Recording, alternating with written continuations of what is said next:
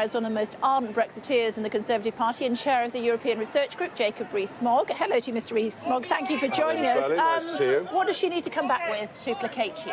I think if she could get rid of the backstop and have it removed from the withdrawal agreement, that would enable her to get her deal through the House of Commons.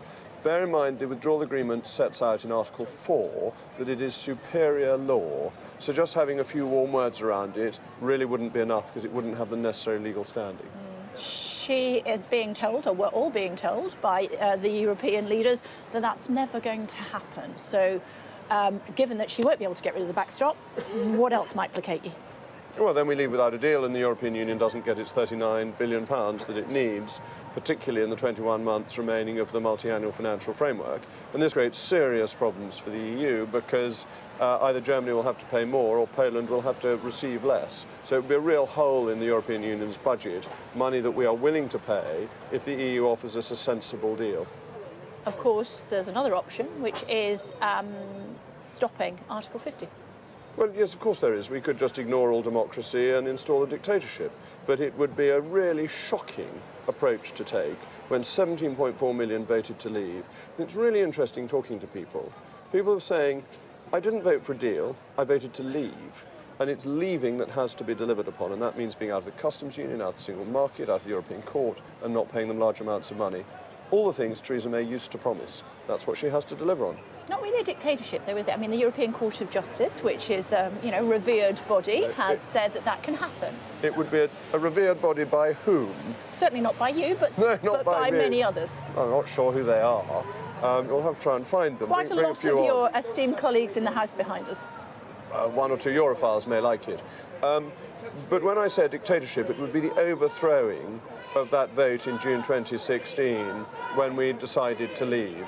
If we were arbitrarily decide, the government was suddenly to say we're revoking Article 50, that would be a real scandal. And it would be ignoring the biggest democratic exercise this country's ever had, which was then reinforced by a general election in which both the Labour Party and the Conservative Party committed to implementing the result of the referendum. So can politicians just say anything and then do the reverse? Can they pile lies upon lies? They want a people's vote. They had one. They may have missed it. Perhaps they were asleep on the 23rd of June 2016. We had a vote. 17.4 million people voted to leave.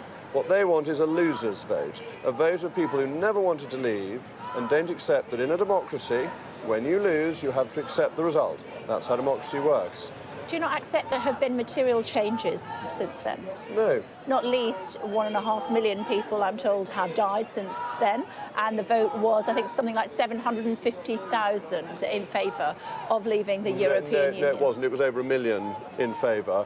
The 750,000 is the swing figure of people you would need to have changed your mind. Nevertheless, 1.5 million people have died since the vote was taken place. This is a really eccentric view, if I may say so. This would be true after every... It's put forward by the opposite side to you, and we have to respect both sides, of course. You're very fair-minded, and you always put the other side. But you could say this after every election, couldn't you? You could say, on the May the 3rd, so many people voted, and one party won by X votes, and on May the 10th, so many people have died, and therefore you should have another vote. But democracy doesn't work like that. You have a vote on a specific day. Those who turn up to vote exercise their democratic right. The decision is then made, and once that decision is made, it's implemented. To say different people might have voted on another election day doesn't actually make any sense. What about the people of Northern Ireland who voted to remain? We've been putting this point to several of our guests today. They voted to remain. Why not have the border, the backstop, right down the middle of the Irish Sea? The people of Northern Ireland want to remain in the European Union. Why not let them? It would breach the Belfast Agreement, and it would breach the Act of Union with forming the United Kingdom.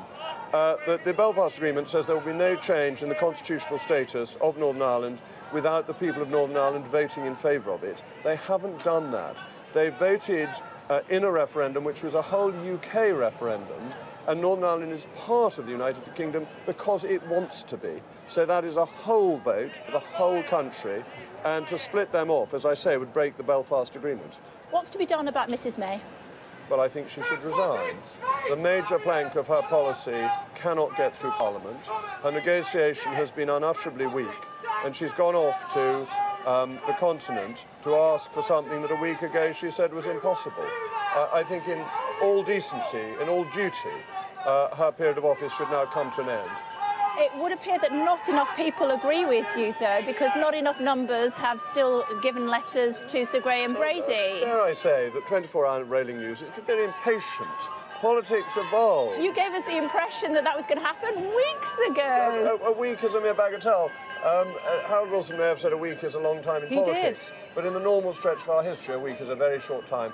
Wait and see. You're frustrated and disappointed that it hasn't happened. I'm never frustrated and now. I don't suffer from disappointment, no. I'm glad to hear that, but nevertheless, that is the case. You did expect enough letters to have been handed in by now. Even suggestions by some of your supporters that the letters were being shredded, God forbid. Well, I think that was a joke. But as the very distinguished Sir Peter Tapsell said to me, former Father of the House, he said to me, you should always remember there is more time in politics than you think. And I always thought that was very good advice. Who should she be replaced by? Well, fortunately, the Tory party has so many able people who could take over. But I think it's important that it's somebody who believes in Brexit. And so my top three would be Boris Johnson, David Davis and Dominic Raab. OK, and you don't care which three of those? I think each of those could do it very well. I do have a favourite amongst them, but let's wait and see. Who's that? It's Boris. I think Boris has a greater reach, but any of those three I would be willing to support with enthusiasm. OK, good to talk to you. Always a pleasure. Thank you very much indeed for joining us. We really appreciate it. Thank you.